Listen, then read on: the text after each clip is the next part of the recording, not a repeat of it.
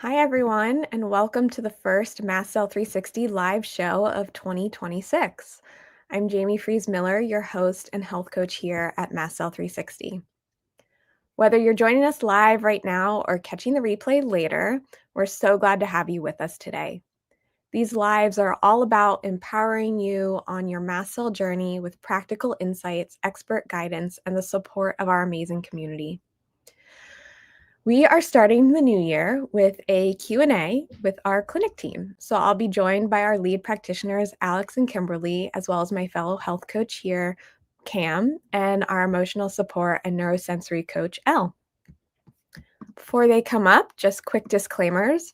This presentation is for informational and educational purposes. It is not meant to treat, diagnose, cure, or prevent illness, and is not a replacement for discussing your health with your licensed medical provider. So please discuss any health recommendations with your provider and who is overseeing your care. Okay, some links shared during this presentation or on our website may be affiliate links, which means Mast Cell may take a small commission if you purchase through us. We only recommend products that we love, use personally, or use in the Mast Cell 360 clinic. I see a few people trickling in. Howdy from Texas. Hi from Florida. I bet it's a little bit warmer where you guys are than where I am in Maryland and some of our practitioners up in the Northeast. So thank you for joining us. If you're just coming on, feel free to drop in the comments where you're tuning in from for this first live of the new year. Okay, some quick announcements before I bring up our team. We are over on Substack. So for those who might be new to this community, you can join us over there. There's a free option where you can join and get our weekly MC360 Monday newsletter, as well as regular recipes and updates. We also have a paid option, which allows you to continue to support the resources that we provide for free, like these weekly lives, as well as additional benefits. For example, one of the benefits for our paid subscribers was to be able to pre-submit questions for today's live. So we'll be going over some of those questions. And we also have a new clinic offer coming soon. So I'm going to announce a little bit more.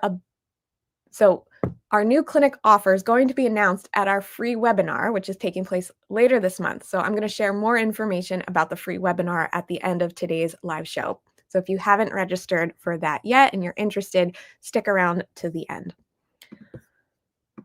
Okay, so quick live Q&A reminders. Please keep your questions on the topic of MCAS and commonly associated conditions like histamine intolerance and mold toxicity. Please only ask your question one time so that we're able to keep track of them all. And please understand that we're unable to answer in-depth personal health questions. So I'm going to bring up our team now. Welcome, Alex, Kimberly, Cam, and Lachey.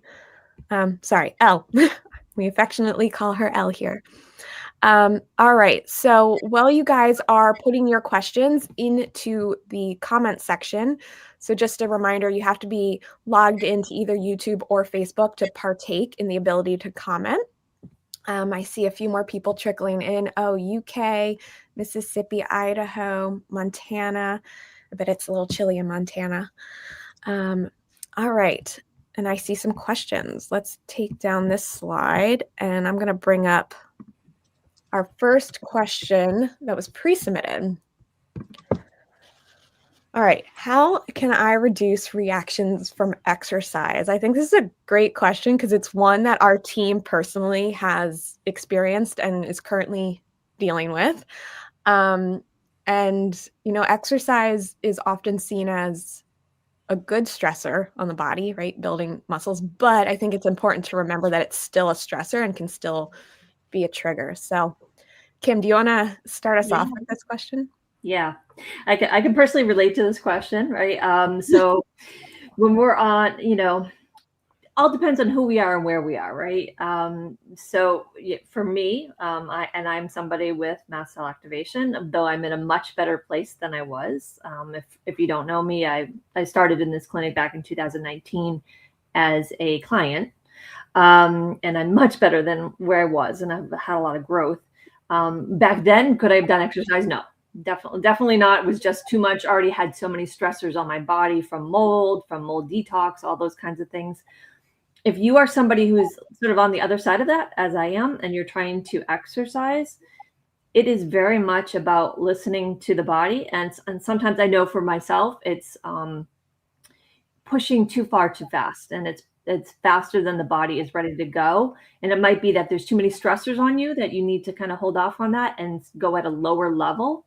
And also not, sometimes we're like, oh, I feel better, and I'm going to go do this big goal. And we go and we're like, jump on a bike or go and overdo because we're feeling better.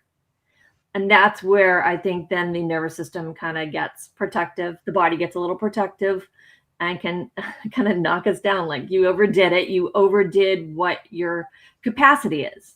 So it's really about that capacity and staying within your capacity. And I've had this recently happen to me. So just like where the body and the nervous system just gets so protective. So you can't go from 0 to 100. So it's similar to what we talk about when we talk about onboarding new foods and supplements and things like that. The same thing is true for exercise, that need to not go and walk 2 miles when you haven't walked at all. Maybe it's and you can't run before you walk.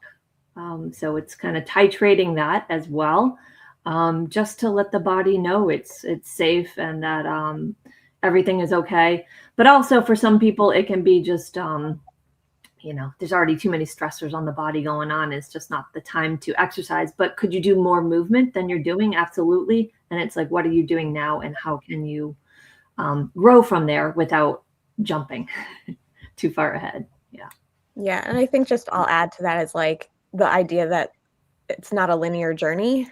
Yeah. And so there may be periods where you feel like you can exercise a little bit more. And I would just say in those moments, like, remember to listen to your body, because I'll be like in the middle of an exercise and it will be like, do one more set. And I'll be like, actually, no. And like, I skip ahead. And so I feel like, reminding yourself that you can give permission to like modify always at any given time. Yeah, that's huge. I mean, I would say also, anytime I got stuck in like, do this for time or do this for a set, somebody outside of me told me how many reps to do, right? Like you're saying, that would set me back if I overrode what the body was telling me. Yeah. Anyone else want to add to that? Yeah.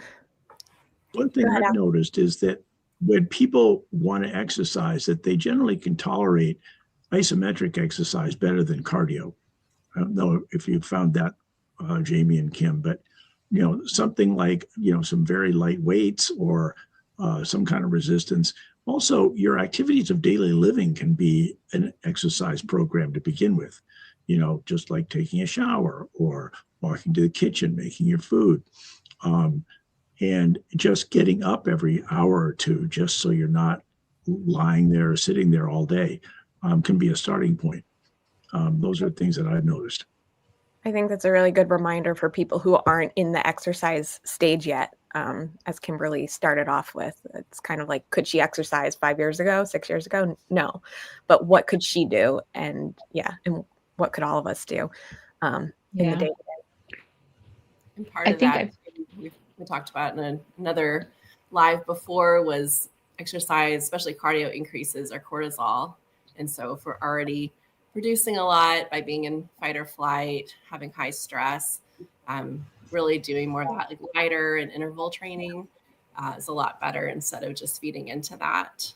And then understanding with chronic conditions, we also experience deconditioning in a lot of ways. And so it really does take building that capacity. And then breaking things down. And so I do support in that as well. Yeah, I know for our family too, the temperature that we exercise in makes a huge difference. So we're a lot more able to do more when it's cool than when it's warm. So, taking that into consideration, making sure we're hydrated, because exercise is going to dehydrate you and it causes shifts in electrolytes as well. And then sometimes even, if we're going to go out and do something, maybe even pre-medicating like an hour before, taking just a little bit of a boost or a bump of that mast cell stabilizing or an antihistamine that kind of helps keep your body stabilized. And then just kind of paying attention, like everybody else has already said, paying attention to your body as you're doing it so that you don't overdo it. All right, let's go to our next question. I think there's a lot of gold in that one. How can I find an MCAS expert where I live? Cam, do you want to take this one? Yeah, so the easiest way is to email us and ask Zach for some resources. And you can email us at support@mastcell360.com. We have a few things that we can send your way that might help you find somebody in your area. Another option that I've actually found personally helpful is just getting on boards that are local to you for the condition that you're looking for, and looking to see, because inevitably if the board's been around for a little while, someone else has asked the same question and there's probably quite a few different doctors in there. And then once you find those names, call and ask them how familiar they are with your condition and how familiar they are with working with, what you need help with, and kind of vetting them that way. Yeah, I'll also offer just that we are a remote clinic, so we take clients all over the US as well as internationally as well at this time. And so if you're looking for like the MCAS knowledge to kind of implement with your primary care providers or other functional doctors, we can kind of provide that consulting aspect. Okay. Can you discuss the difference between MCAS and histamine intolerance and how you would be able to determine which condition you have? Alex, do you want to take that one? Yeah, I don't necessarily think that it's all that easy. But the way that I think of it, just technically, is that histamine intolerance is the inability to break down histamine. And so you might see a lot of food reactions, things like that. Whereas mast cell activation is the release of a lot of the inflammatory compounds from mast cells, which includes, besides histamine, leukotrienes, prostaglandins, tryptase, maybe 200 or more different inflammatory compounds. They can look very much the same, though. The MCAS itself might have a broader and bigger range of symptoms, but you're basically going to have to treat it in a very similar way. But I'd like to let others. I'd like to hear from others also. Yeah, I will just add that we do have a whole blog on this. So if you want to kind of do a deep dive into understanding the two, you can go to mastcell360.com/HIT verse MCAS. But yeah, I agree. We often talk about you can have histamine intolerance and MCAS. So you might have more histamine in your body than your body can break down. That would be just histamine intolerance. Or what Alex was saying is you could have the MCAS piece where you have other inflammatory compounds that may be contributing to that sensitivity, reactions, symptoms that you're experiencing. So I think, if you're trying to determine which one you have, maybe going to that blog post and see, do you have just histamine intolerance? Do you have just MCAS? Do you have both? Maybe you have neither. Unlikely if you're here today with us. But anyone want to add to that before we go to the next question? I would just add there's just so much overlap. But I would say in general, mast cell reactions tend to be a bit more exaggerated or lifelong pattern of big kind of scary flares versus histamine. I feel like is more of a buildup and a little bit. Yeah, not that histamine flares aren't bad. And there's usually overlap here with mast cell. Most people have both, but there are some people with mast cell who don't have the histamine intolerance piece. And there are people with histamine intolerance who don't have mast cell. But in general here, most people have both. And the good thing is when you're working on one, you're kind of working on both. Well, and if you find that a low histamine diet and some antihistamines pretty much clear up everything, the chances that you have just that histamine intolerance piece are probably higher. Yeah, that was the recommendation for me. It was go home, try an antihistamine and do a low histamine diet, but like that didn't cure up my chronic symptoms. So, right. Okay. How often do you see significant healing take place with both or either of these, meaning histamine intolerance and mast cell activation syndrome? So clinically, we see about 95% improvement when you follow kind of our mast cell 360 method. So that's like with us working with clients, guiding them through kind of the stabilization, gentle detox process. Removing those, a lot with MCAS has to do with removing the triggers. And when we can figure out those triggers and remove ourselves from them, there's a lot of improvement that can happen. But I want to pass it to my colleagues to answer that as well. Anyone want to? I've had significant improvement, right?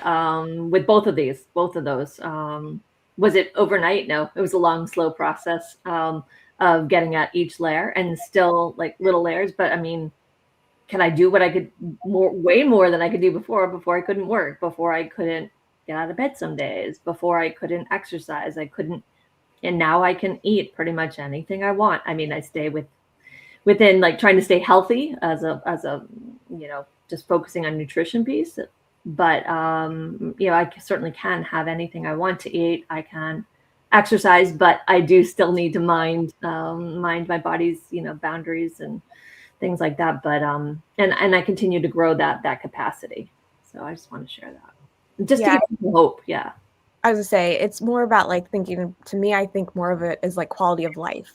Like, yes, do you see an improvement in quality of life with each little bit of following the steps that we're recommending? Are you doing nervous system work? Were you able to detox mold? Were you able to get out of a moldy environment? Like Kimberly said, I use digestive supports, but I'm at a place where I can predict if a meal will give me histamine intolerance because I've learned how my body reacts to certain foods, and I can make those informed choices. I should add, I was on probably 10 meds and 85 supplements a day. Right now I'm on just hormone replacement. Awesome. And some targeted supplements sometimes, and I'm actually going to test more to see like what things do I still need nutritionally, but really focusing on the food piece and trying to get the nutrition that way, which is a big change for me. I'll also just emphasize that, like you said, it didn't happen overnight. No. And so healing looks so different for every single person, and how long that journey takes is going to be highly individualized, but that the healing is possible. Okay. Can you discuss the use of mast cell stabilizers like cromolyn sodium and ketotifen? What are the benefits, side effects, and why might you choose one over the other? Sorry. Alex, I'd love for you to take this one, given your background. Okay. Actually, I really like both these products, and I've been using cromolyn sodium since the late 90s, long before we knew about mast cell activation. It's a mast cell stabilizer. And so what it does, it stabilizes the membrane of the mast cell so it's less likely to disperse the histamine and the different compounds that are inside it. It is, and generally incredibly well tolerated. Now, there are some people with severe salicylate sensitivity who might react to this.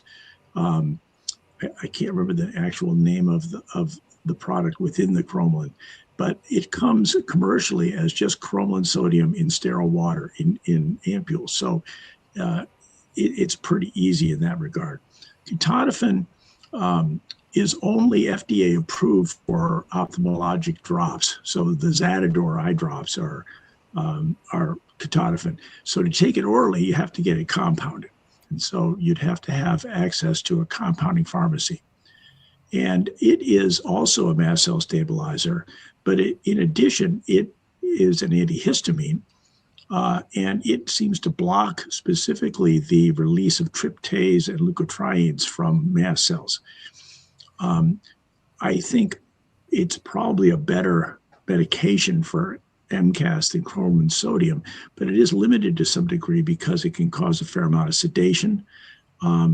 So generally people would start that at night, work up to a certain dose, and then start it in the morning. But with both of these things, because of sensitivity, for whatever reason, people oftentimes will react to doses that are recommended for in normal situations. And I know for me, it was many years. I would start with 2 ampules of cromolyn 4 times a day, and everyone was fine. And then all of a sudden, people just got blown out of the water by it. And now sometimes we start with 1 drop in 2 ounces of water, and people take a sip. So you have to really listen to your body with this. And if you've had a problem by starting a high dose, doesn't mean that you can't take this. You might just need to find someone who can work with you at starting like micro amounts and working up slowly. Yeah, I don't have any personal experience with these medications, but I know, Cam, you have, so it might be helpful to hear some personal experimentation with it. Yeah, so this is part of that individuality, and what works great for one person may or may not actually work for the other person. For me, ketotifen was a heaven send. It was really kind of the first thing that I found that I was able to onboard, and even then I had to have it initially compounded into distilled water because that was the only thing that I wasn't reacting to at the time. And it was really easy for me to onboard that way. And, I still take it as part of my daily support, and it works great for me. For my husband, who does not have MCAS, he takes a teeny tiny small amount and it knocks him out for like 18 hours. He doesn't know how I function taking what I do. So it's, again, that whole individual piece, it was incredibly helpful. Cromolyn I've tried, several times, and whether it's maybe potentially cross-contamination at the manufacturer, or it's just something I'm reacting to in the plastic, or the cromolyn itself, I don't tolerate it very well. But I have other people, who are close friends who, again, they were able to onboard it very easily, and it's been a heaven send for them. So really, it's about being willing to methodically and systematically and carefully try different things on yourself and see what it is that's going to be that key that unlocks and clicks for you. Yeah.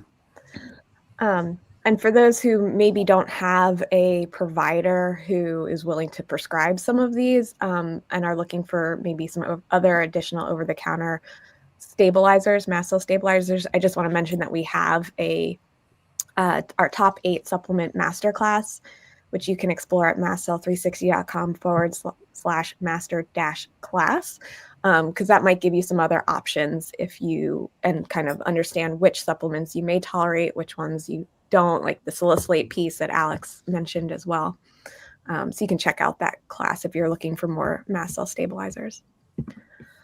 Okay, next question. Does chronic fatigue syndrome and nervous system dysregulation get better once mold is eliminated from the body? Great question. Who wants to jump in on this one? I'll jump in on that. So the chronic fatigue is like that severe fatigue, right? So for sure, like if it's out of your environment too and detox, that should improve because the mycotoxins really do affect your mitochondria and your cells down to the cellular level. So it can just cause a lot of fatigue and absolutely nervous system dysregulation because your body knows when it's there and sees it as a danger. So obviously, you also want to do the things to calm that nervous system because even if the mycotoxins and mold is detoxed and the colonization is gone, if you never reset your alarm system, which is your nervous system, that can be going off too. So it's kind of like that's why we kind of do both approach, right? Not just one or the other because you want to reset that alarm system too.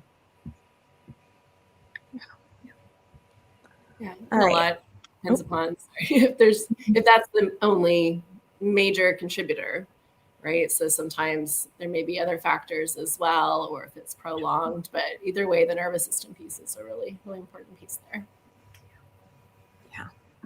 All right, last of our pre-submitted questions. What if binders are taken for 4 years and you are no longer in a moldy environment, but colonization is never addressed?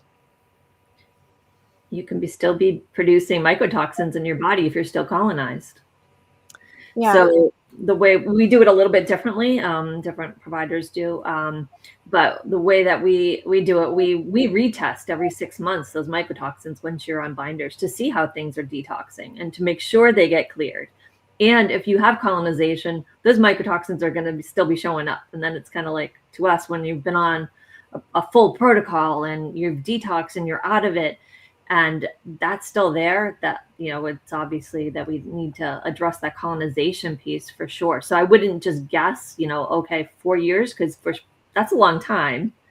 And if you've never addressed the colonization and you are colonized, which you can test for, right, through like an organic acids test to get a microbial picture of what's going on, that can just still be there, and it's kind of like, you know, in and out versus really fully clearing it. Yeah. It could also depend on like what binders you're actually taking and what mycotoxins you have as well. So if you're taking mycotoxin, or if you're taking binders that don't necessarily match up with those mold and mycotoxins that you need to get rid of, it's a slower process. That's another reason for testing. Absolutely. Alex, did you want to add something to that? I was going to say exactly what Cam said. I think it's really helpful to know what your mycotoxins are so that you can target the binders. I personally like to see, well, the testing we use most commonly is from real-time labs, and they'll measure 5 classes of mycotoxins. And I like to have 2 binders for each mycotoxin, knowing that some binders will, you know, like charcoal might take care of 3 or 4 toxins. And so you don't need to be on a whole lot necessarily, but oftentimes 3 to 4 binders are necessary to get the full gamut. And then antifungals if there's colonization.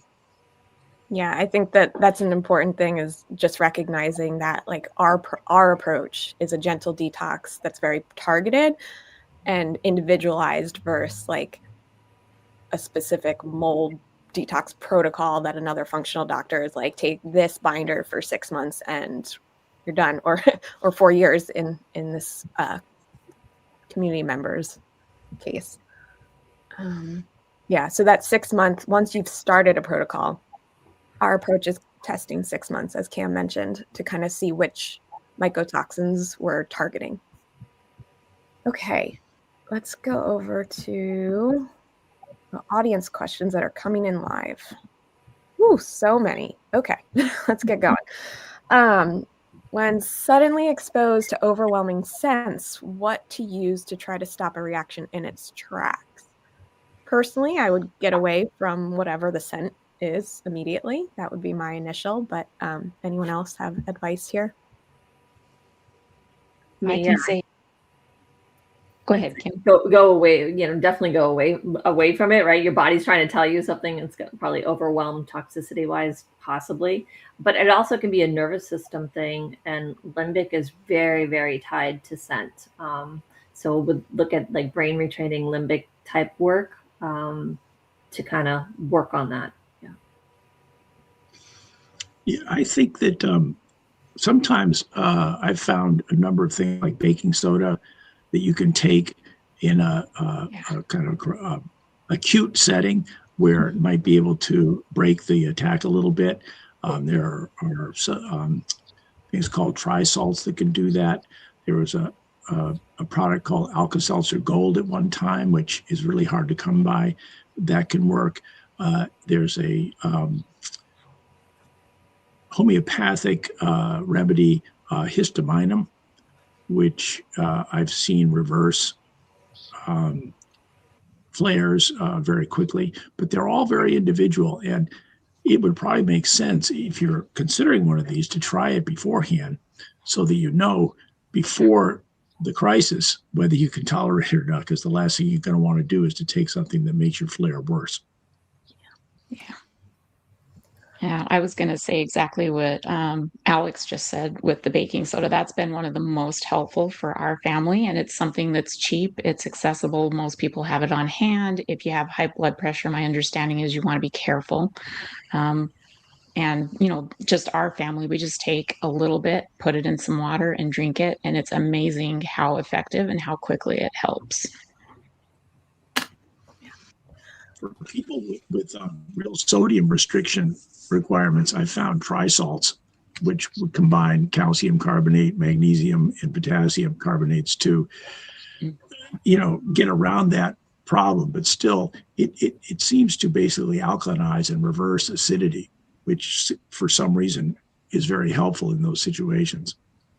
Mm-hmm. Okay. Taking the usual supplements, quercetin. Oh, this is in response to the question that this person just asked.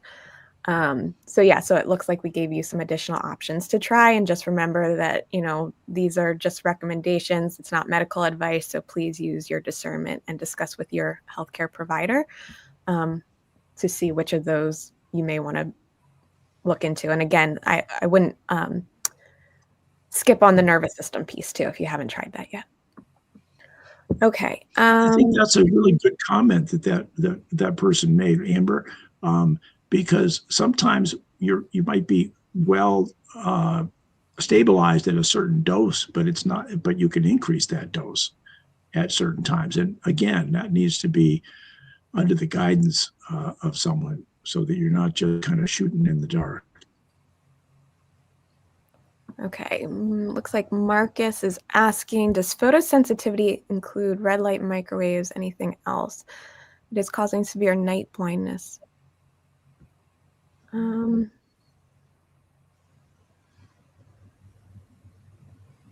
mean, I know that we have a lot of clients who are very sensitive to things like red light because it can kind of activate those mitochondria. And so if you're not ready for that, or you're in cell danger response, those type of things can cause the night blindness. I'm not sure about. It's a little bit off topic, so I'm going to go to the next one, unless anyone has something to add. All right. What are opinions on cold water therapy on histamine control? So this one's interesting because a lot of our community is very temperature sensitive, but I will say, I can't remember the exact name for it, but the ice pack to the forehead has been very helpful for a lot of people. So maybe not a whole cold water immersion of your whole body or even your whole face, but a tiny little ice pack on your forehead can be very activating to the parasympathetic nervous system, which puts us more into that rest and digest state and could maybe help reduce a flare in a moment. But I would say like full-on cold therapy, maybe not the best option. But again, only you can decide if that's right for you. Anyone else want to add to that? Well, what I would add to that is I was somebody who had hives, hives and a ton of inflammation in the skin. So cooler did feel better. Would not do a polar plunge though. You know, like it's just that extreme kind of thing. So what did help is I did, especially when it was a warm day and maybe I was walking or something, I would have ice packs, and I would use ice packs strategically where hives would pop up and there was extra inflammation just in that area. And it would help reduce that inflammation just in that area versus I wouldn't go jump in ice or something like that. Even to this day, I wouldn't. I think it just would be such a shock to my system, and my body would think it's in danger and would have some kind of flare. Yeah. Yeah, this is a conversation I've had with the kids a lot because I try to encourage them to do, you know, colder showers. And I keep telling them it's not necessarily like ice cold. What you need is just it feels cooler than where you were at. And just start there and see how your body does. And, you know, put it on your shoulders, put it on the back of your neck, put it on your chest, and then end with a warm so that your body's back into that warm again. But yeah, personal experience at the very beginning several years ago, I did some of that cold, and I just did like ice water on my feet. It sent me into bradycardia that was so bad that I ended up at the ER. So I would definitely caution in avoiding some of those extremes. It was a lesson learned. Yeah, so lots per person, and depending upon what you tolerate, that titration as well. And I just want to also note for our tissue and everything, when we're applying heat or ice, either one, to keep it within like 15 to 20 minutes per area for any of that. We just don't want to leave that there too long. And then also, if you're going to do both, to switch it, have about 20 minutes in between two. Yeah, I mean, there's a lot of evidence that supports the back and forth between cold and warm hydrotherapy. Like, there is science behind it, but I think we have to like tailor it to the MCAS community and like either like what Elle was saying, titrate, and maybe that's even less than 15 minutes to start with an area, or maybe, and like what Cam was saying, maybe it's not extreme cold and extreme hot, but it's just like the tiniest bit colder than where you were, a little bit warmer. So yeah. How can you modify things, again, to be MCAS friendly? Okay, Faith is saying she's recently diagnosed with MCAS, migraines, doctor wants to try Botox, have tried everything else. Is this possible with MCAS, reacting to everything? So if you're reacting to everything, Botox is probably not what you want to try right now. And then saying that you've tried everything else, maybe having a strategy session with either Cam or myself to discuss what you actually have tried and see if it falls within our approach here at Mast Cell 360. We may have some other options for you that you actually haven't tried, I'd say would be one thing. I would say those migraines could be a histamine driven thing. And they were for me. Mine as well. And as you get that histamine reduced versus trying to block it with something, and we have seen clients injured by Botox. So I want to mention that. Yeah, I've seen some bad reactions. It's a toxin.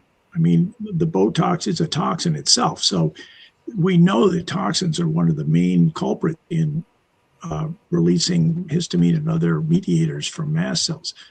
The other thing is that it's going to last for about 3 months.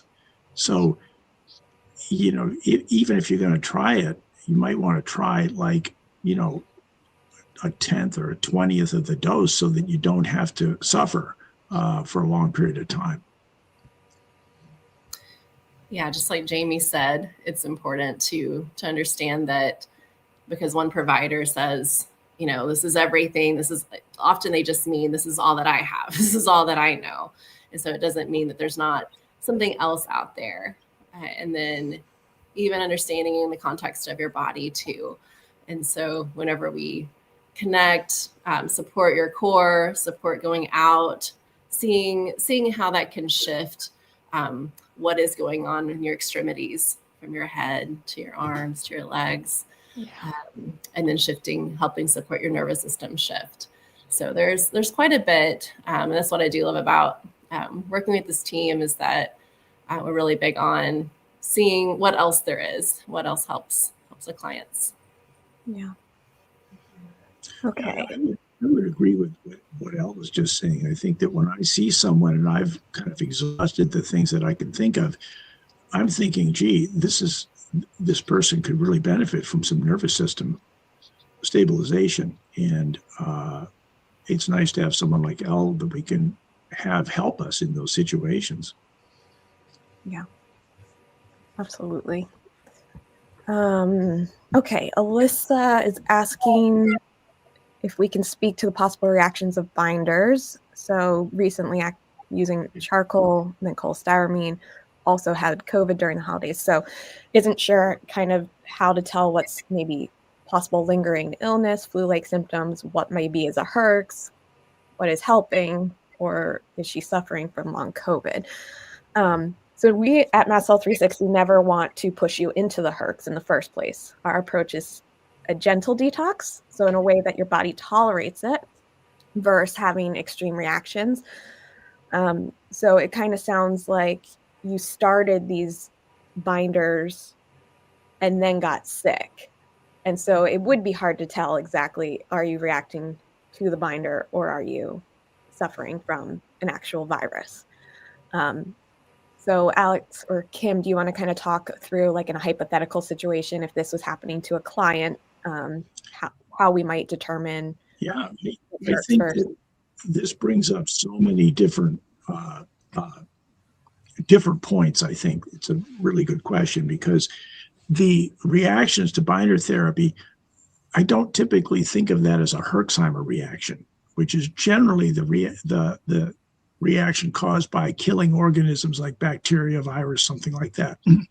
Whereas the binders are basically helping to mobilize toxins from your body. So it's actually a toxic reaction, oftentimes from just going too fast. So the first thing would be to kind of look at what the doses the person was taking, and knowing that cholestyramine is going to be a very powerful activator, especially the conventional one that you get with a prescription. It's got food dyes, it's got other things in it that could trigger a reaction. And generally, what I think of when a person gets sick with a flu or a cold, I usually recommend that they stop their binders at that point, because it's just going to add another strain to their system. You can get flu-like symptoms from the binders. If the binders are too strong and you're activating mast cells, well, that can weaken the system. If there's mold, that weakens the immune system. So things like Epstein-Barr, Lyme disease, other illnesses that are kind of quiescent in the body and get reactivated. I mean, there's so much to think about in a question like this. Yeah, I guess where I'd be going with it, it just sounded like too many stressors happened at once, right? Went from a milder binder to a stronger binder, and then also had the COVID. So it's like too much on the body at once, and kind of going back to getting to within capacity before you restart the binders. Okay, let's see. William's asking, is it possible to have mast cell activation due to reflux, especially at night? Seems like it causes massive amounts of mucus. For past 5 years, more sensitive to smells, especially perfume. So more so than the mast cell reaction being due to the reflux is probably a symptom that's going on if you have MCAS, and excessive amounts of mucus are common as well. So generally speaking, how Alex, Kim, Cam, Elle, does anyone want to contribute to answering William's question here? I can speak from personal experience to this one. I've had reflux pretty much my entire life, and the combination of taking care of the mast cell stabilization piece and then supporting stomach acid have pretty much completely cleared it up. And I will say too, because there's a couple of different refluxes, like there's the reflux where you've eaten something and your histamine is really high, and that takes a different approach than you've eaten something and it's sitting in your stomach like a rock and it's coming up. So that full feeling, or that the food isn't digesting, that's a stomach acid issue, and taking extra stomach acid can help with that. And I'm not talking specifically to your case because I don't know it well enough. I'm just talking in general. This is something you can discuss with your practitioner. And then with the histamine overload, like you've eaten something, spicy or chocolate or things like that, citrus, that's another example. Something like baking soda can be really, really helpful in those kinds of situations.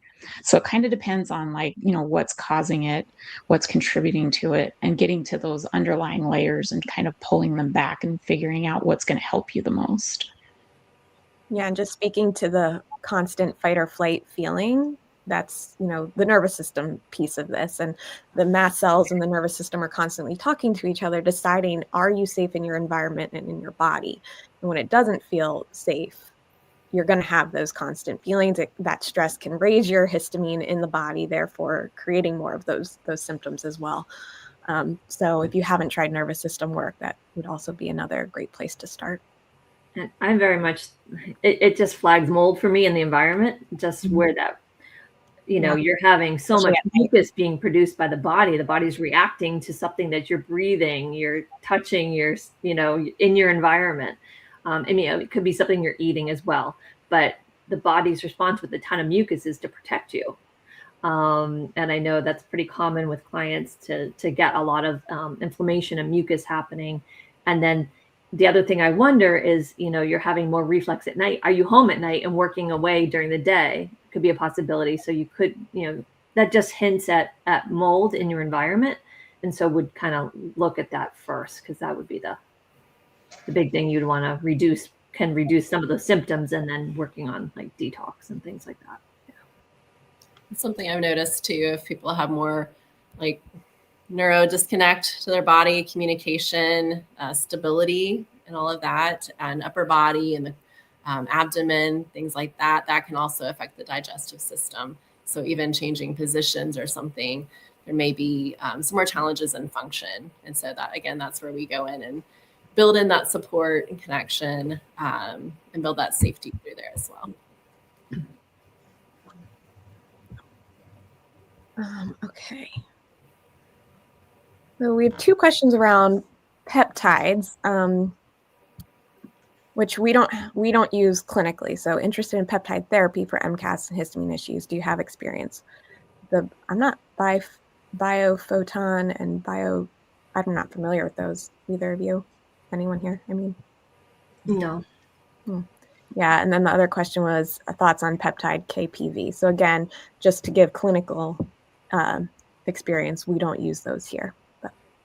Yeah, I would just say that usually, if we're trying to go for the peptide, if we don't have that terrain right, it's just not going to work. It's trying to like jump over. So we really are about getting at those basics and removing the problem versus another kind of supplement or something outside us that's trying to make up for something. Can they be helpful at a certain point in time in a healing journey? Absolutely. But if you don't have that terrain right and you're still either still in mold or haven't uncovered mold or haven't detox mold and given your body what it needs to support, I don't see that making a huge difference. Could it make a difference when you're on the other side of it? Absolutely. So it depends on where you are. Okay, question on testing. Which labs do you recommend for testing toxins, mold, heavy metals, microplastics? So we primarily focus on the mold testing initially with clients here, which is the real-time lab mycotoxin test that Alex mentioned earlier. Additional functional testing would probably come later in our protocols, kind of depending on individual case, what we would recommend there. Yeah, if I could just speak to that, I think that because I've been around for so long before we even knew about mast cell and mold, that as we learned about each new, Lyme disease or, mast cell, nervous system, we'd start doing more and more tests. And heavy metals were in there, multiple chemical sensitivities. And at a certain point, kind of like came to the question, well, where do you start? Because there's just so many things to tackle. But I think that what we see and other people around the country is that the mold is so debilitating to the system. It not only activates the mast cells, but it really severely impacts the immune system. And so I've stopped testing for almost everything until the mold is out, because so many different things don't even need to be treated once the mold is out. I know in my daughter's case, when she got sick about 10 years ago, from having mono in college, she was sick 2 months later and still in bed. And we diagnosed Lyme and Babesia and Bartonella. Treatment didn't help at all.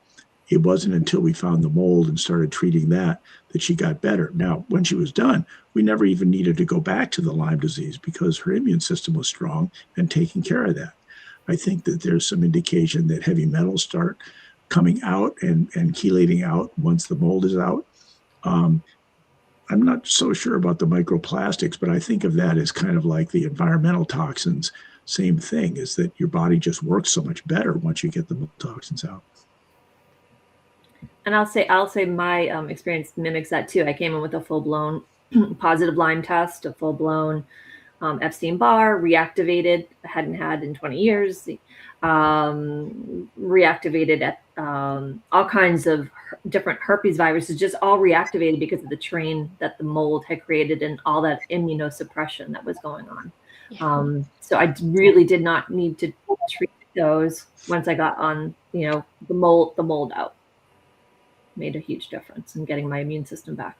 So it echoes exactly what Alex was talking about.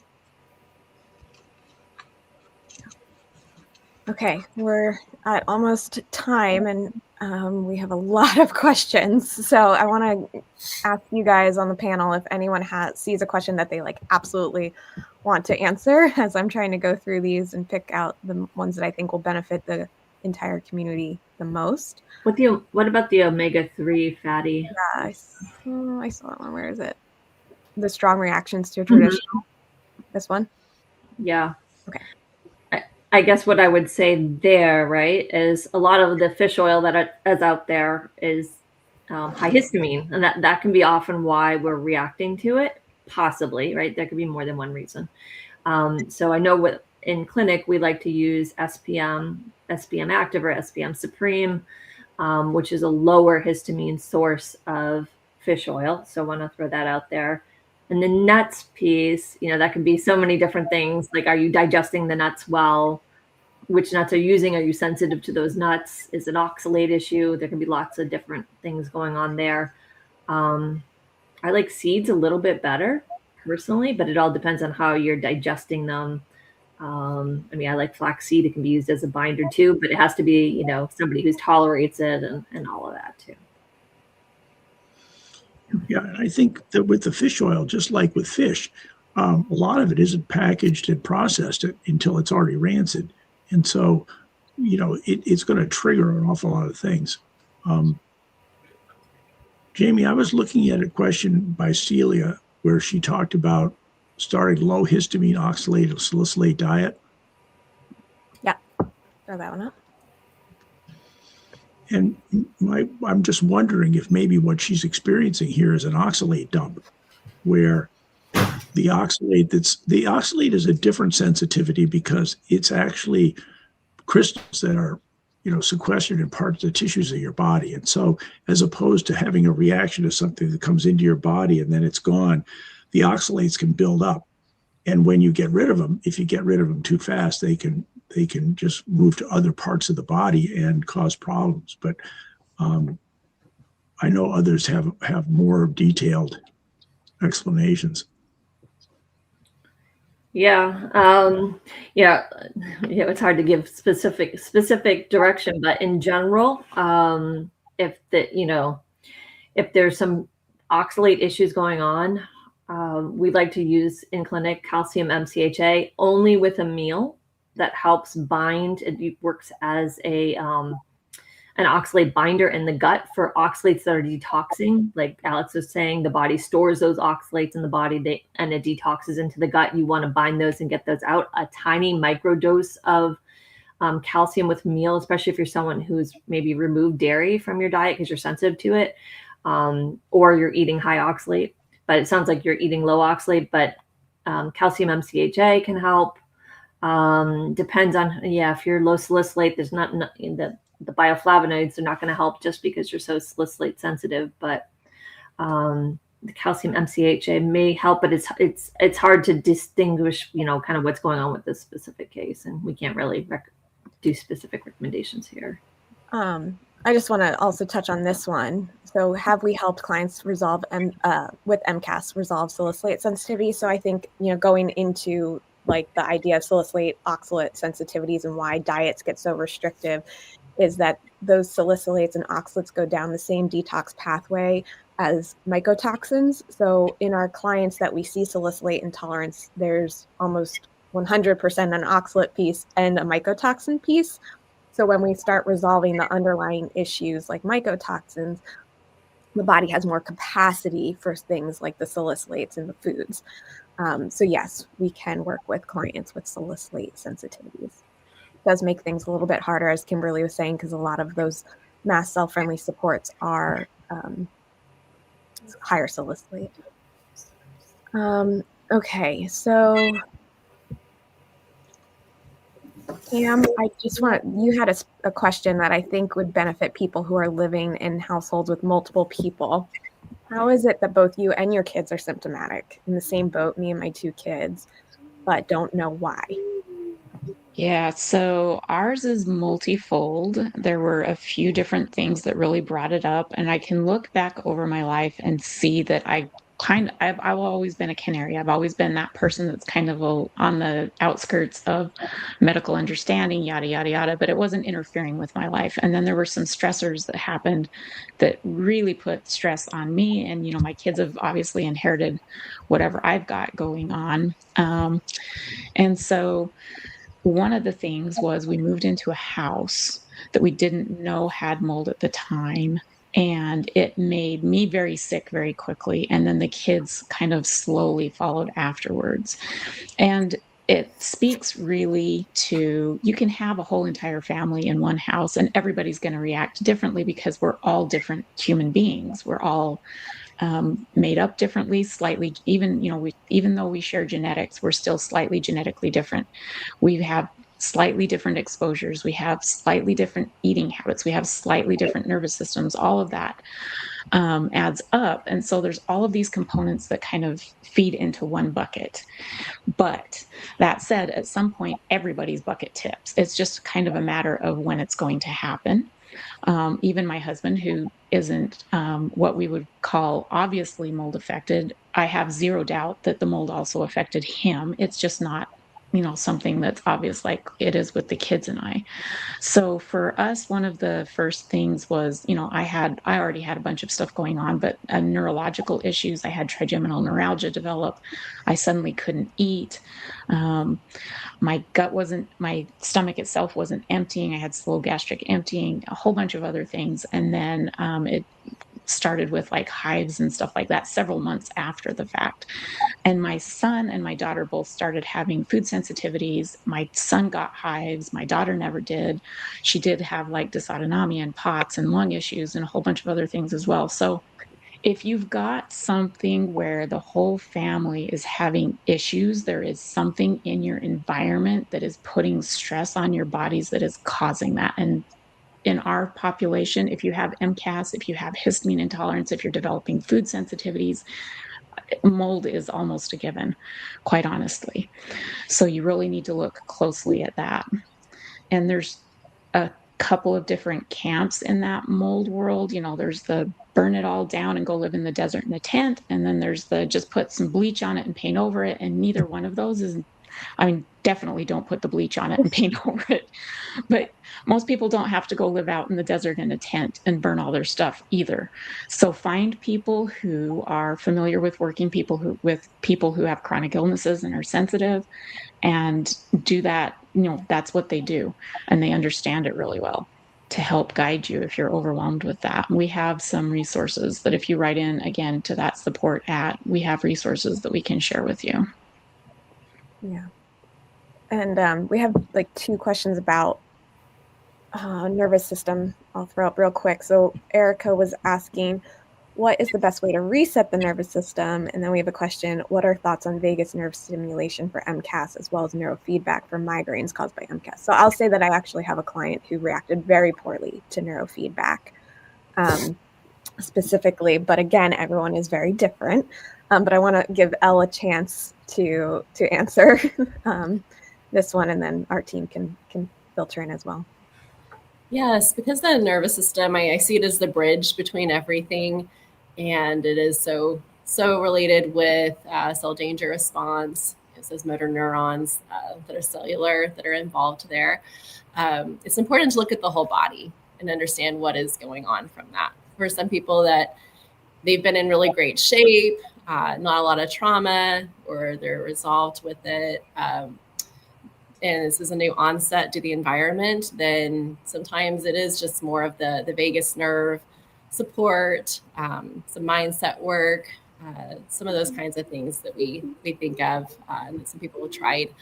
But if it's more of a, I'm deconditioned, I'm not moving as well as I used to, I've had this fatigue for a long time, I've just had, I'll speak to some other questions even, had surgeries, injuries, fusions, fractures, things like that have been major, or even minor posture changes over time. Then the brain is also responding to what's going on in the body. It's responding to, are we connected or not? Are we stable or not? Because it's getting this idea, can I sense enough to feel safe enough. We even sense through our feet. And so if we're living up here, breathing up here, disconnected for different reasons, then our brain is often staying in that fight or flight. And so if you're just addressing with neurofeedback up here, if you're mainly focused here for the vagus nerve, we're not necessarily expanding and building that blueprint that we want to really, really address more of those root issues there. And so that is something we do take in mind. The approach has helped me and that I support with others is focused more on that as I was learning it. Ethics system is the main theme, and I'm also learning more about primitive reflex integration, though there's aspects that can help at first, and for other aspects, it can be later down the road because of sensitivity. But the approach I mainly do, it was helping me. And I remember asking the developer of that, who was my provider and now mentor, I remember asking him, would neurofeedback help me along? And he said, well, it's going to help. It's going to help organize what's going on. But when you get up to move, your brain is going to sense, do I have the connections, though, to support this organization? And it's going to go, nope. And so that's been my experience, too, is just really having to understand what is going on with me and what do I need. And so that's been the most important factor. Some of the other things, again, can help people if it's more minor, mild, recent, simple. But when it's more complex, severe, things like that, then we want to look at the whole body organization to really support that sense of safety and regulation. Yeah, so I'll also just mention like the vagal stimulators, like that have the vibrations. Some clients are very reactive to vibrations. So like those external tools that we kind of turn to when we maybe are having trouble doing the work just probably means if you're sensitive to that, you need to start even smaller. So maybe like what the approach that Elle offers our clients and non-clients as well. So I'll talk about how you can work with Elle in a second. The affect system is a very small, gentle way to start that. But to answer Erica's question of like, what's the best way to do a nervous system reset? That's going to vary person to person, which tools are going to be right for you. Most people need to start with some gentle vagal toning stimulation, not like a physical stimulator, but like an exercise that will promote vagal signaling. And then, of course, we work up to doing the limbic reset. And so in addition to the system that Elle works on a one-on-one individual basis, clinically, we also recommend programs like Primal Trust. So, all right, to answer, thank you guys for staying on. I know we went over an hour. I'm trying to get as many of these answered as possible, but I do want to answer Melanie's question, how can I get an initial appointment? So let's see. Ways to work with our clinic. So we have 2 tiers of support currently. Our foundational tier is strategy sessions. This is either working with Cam or myself in typically a one-time consult where we really get you kind of those next actionable steps. We kind of evaluate what you've done, what maybe you haven't tried, and give you some real advice to kind of take that next step towards healing. Our advanced approach would include both health coaching support as well as working with either Kimberly or Alex. This is really that long-term accountability and guidance to really make that most improvement. And then we also offer emotional and nervous system support through Elle. She's trained in neurosomatics as well as the Safe and Sound protocol and can provide that emotional support piece as well, because of course going through something like chronic illness can take its toll on us. So someone else, Dawn, said, I'm overwhelmed with all the info and to do. What do you recommend as a starting point being diagnosed with MCAS, like, the whole list, right? So just an idea, either starting with a strategy session or just jumping into the advanced approach would be how we can evaluate where you are. So we can't really say exactly what those first starting steps are. At the top of our stabilization is nervous system, but it's often doing a tiny bit of nervous system with some of the other trials like diet and removing triggers. And so without knowing your individual case, we can't exactly say where to start. So one of those options would be a great place. And you can find out how to work with us at mastcell360.com/application. And then I alluded to, we're doing a free webinar later this month. So on January 22nd at 7 p.m. Eastern, which is 4 p.m. Pacific, which I know is not ideal for like our European community because it will be much later there. If you do register, you will get a replay. So you don't have to attend live, but if you register, that's the only way to get the replay of the free webinar. But if you do attend live, you'll be entered to win one of 2 free strategy sessions. So this is a great opportunity to come learn kind of about our 3 secrets to stabilizing your MCAS. It's hopefully going to provide a clear path for sensitive individuals. And this is for you, even if you've tried protocols that have failed or maybe improved a little bit, but now you find yourself flaring again. So hopefully there will be some information in there for you. You can register for it at mastcell360.com/secrets. So yeah, that's coming up and we're really excited about it. It's a brand new offering that we are providing this community. All right. So Alex, Cam, Kim, and Elle, do you guys have any parting words for our audience today? I guess what I would say is just it's a marathon. It's not a sprint. Where are you now, and what next baby step can you take? Because I know it can feel overwhelming if you look at the whole big. If I look back, 5, 6, like it just feels overwhelming. But what could I do today, or this week, or this month, even in a small way, to move myself forward? Is where I would focus. Yeah, stay curious. Something I've told some of those I work with in different settings, yoga, therapy, things like that, is sometimes, we're told, just push through. I've even had somebody who's not a soldier say, soldiers push through, right? And I said, well, they have a time to do that. And then they also have a time to recover.